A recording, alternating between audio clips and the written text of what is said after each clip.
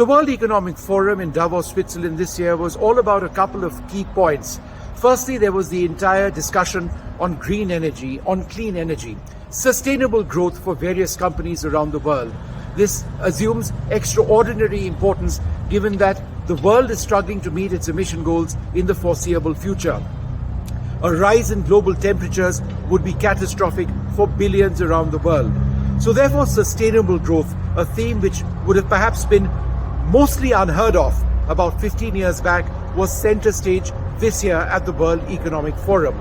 Indian companies also have a significant stay as far as green power, green energy, renewable energy is concerned.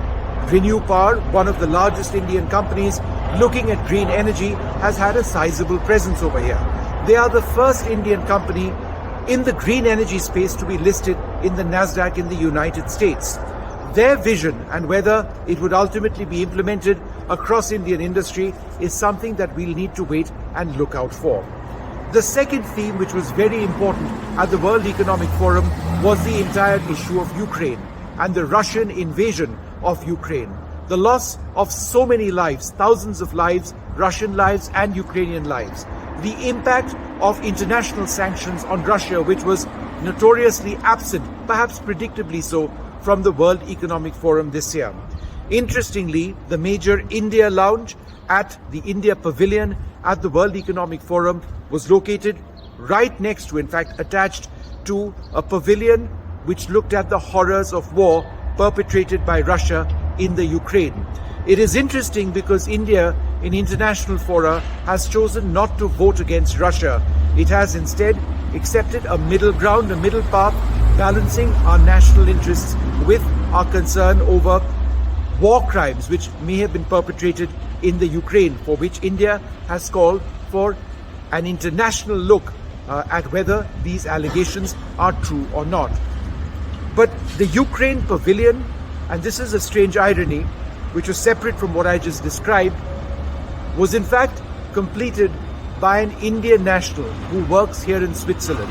And that's interesting because the Ukrainian government, as we understand, didn't have all of the funds that they required to complete the pavilion. So it was an Indian entrepreneur who actually chose to finish it. The third key point over here at the World Economic Forum was Bitcoin and cryptocurrency, Web 3.0. What is the future? Remember, there have been concerns over here in India certainly, about the future of cryptocurrency, whether we could call it a digital currency, whether that would be acceptable, or is it just a digital asset that needs to be looked at? That was another key point looked at very closely, with many suggesting that Bitcoin, cryptocurrency, Web 3.0, and the future of this technology and what it means for financial inclusion is something that needs to be addressed very, very closely indeed.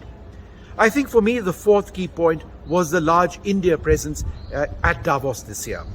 There have been several chief ministers who've come over here, several pavilions from states, whether it was Karnataka, Madhya Pradesh, Telangana, other states as well over here. All of these states actually chose to push forward their vision of their states, bring in international investors, and say that while they were here in a sense to project India, it was attracting international attention to their states, possible investments in their states, which was a huge priority for them as well. So these were a couple of important points, but I should hasten to mention that the role of India internationally and in our foreign policy was looked at very, very closely as well.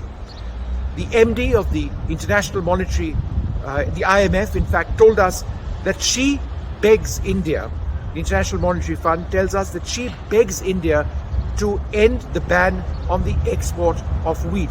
India, remember, initially said that given the food crisis which has taken place as a result of no exports from Ukraine, which is very much a granary of the world, India would actually fill in the gap and would export wheat, not something that we've exported in very large quantities in the past. But then, given climatic changes in India, the intense heat wave across large parts of India, that decision was overturned and the ban took place. But the IMF chief telling us, NDTV, that she begs India to please end that ban on the export of wheat because it sets a bad precedent and India has a greater role to play. And finally, remember, this World Economic Forum meet is taking place in the context of the world slowly coming out of COVID. And therefore, will there be a genuine resurgence of the global economy? Because the COVID pandemic, remember, may be coming down somewhat, but it's not over. Global growth forecasts projected by the IMF at about 3.6% are lower than what many would have expected.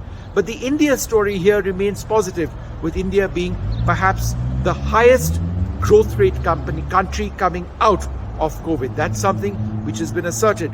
Will India's economy continue to come out of COVID faster than perhaps any other leading economy in the world?